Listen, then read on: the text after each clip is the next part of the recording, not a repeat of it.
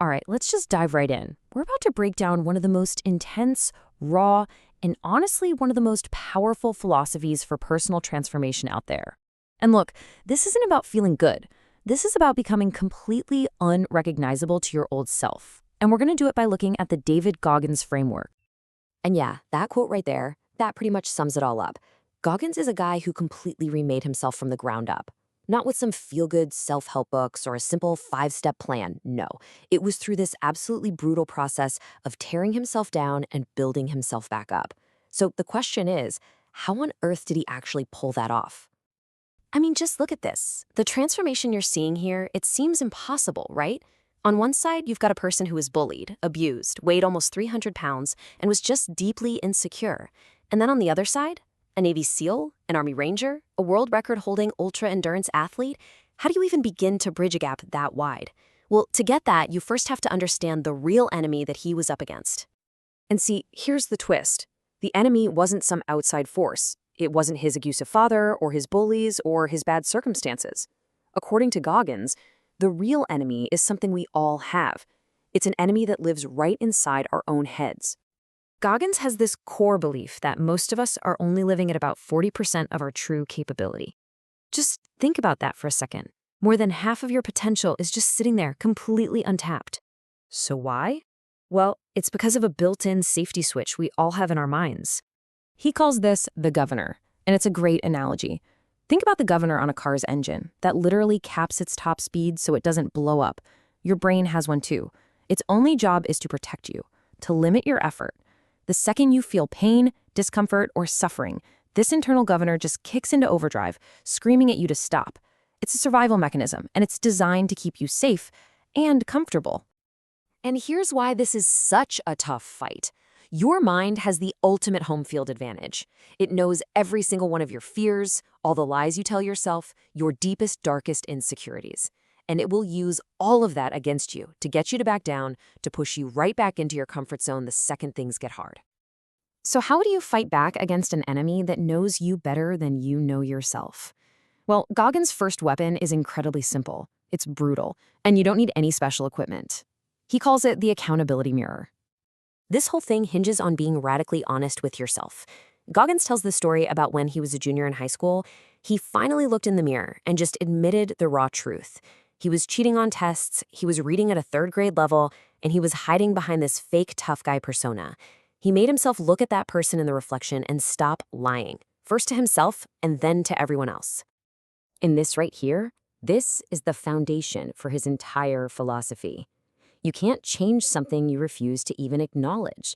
It's not about saying, oh, I'm a little overweight. No, it's about looking in the mirror and saying, I'm fat, if that's the truth. That kind of raw honesty is the only real starting point for change. Okay, so once you face that raw truth in the mirror, what's next? Well, the next step is to create the person who is actually capable of fixing all those problems. And this brings us to his next tool. You have to forge an alter ego. You can see the two sides so clearly here. On one side, you have David Goggins. That's the insecure kid, the one who's terrified of stuttering on a talk show. But then, in that moment of brutal self-honesty, he created Goggins, a warrior, someone who doesn't care about judgment, who actually embraces challenges, and who actively seeks out suffering. This alter ego becomes the armor you put on to go fight the battles that your weaker self would just run away from. All right, now this brings us to what is probably the most counterintuitive part of the entire Goggins framework. While pretty much the whole world is running away from suffering, Goggins teaches you to run directly toward it. You know, so many of us are looking for motivation. We ask ourselves this question all the time. How do I find my passion?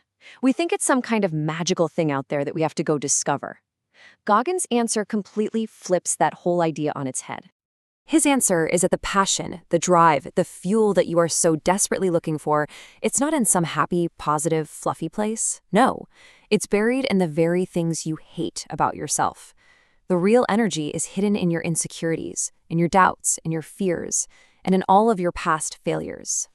So instead of running away from all that darkness, you have to dive right into it. Remember that list you made at the accountability mirror? Well, that's not a list of your shame. That is a list of your fuel. Every single item on it is another log you can throw on the fire to power your transformation. According to Goggins, that is how you become truly unstoppable. So you've faced yourself, you've built your armor, you're using your pain as fuel. But what's the end game here? What is the ultimate point of all this deliberate suffering? Well, the answer is in this really powerful mental model that completely redefines what victory even means. Goggins has this visualization, right? When you die, you meet some higher power and they show you a chart. And on that chart is the person you were supposed to be, everything you could have possibly accomplished if you hadn't quit at that 40% mark. His goal isn't just to meet that chart. His goal is to work so relentlessly that when he gets there, this all-knowing being looks at him and says, I know everything, but I did not see this coming. The ultimate goal is to outwork your own potential. And really, it all comes back to this one thing.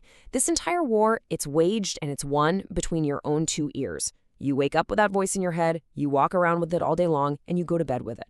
Mastering that internal conversation, that is the only thing that actually matters. And that's the framework. It's brutal, it's raw, and it's for sure not for everyone.